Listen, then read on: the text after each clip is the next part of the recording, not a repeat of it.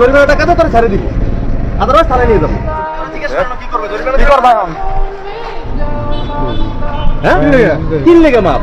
তুই তালাও পেলেন, মাপ কিসের আবার? জরিমানা দেওয়ার মতো অ্যাবিলিটি আছে তোমার কাছে? পয়সা আছে?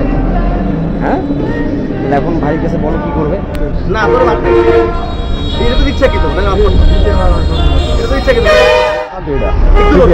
আর খারাপ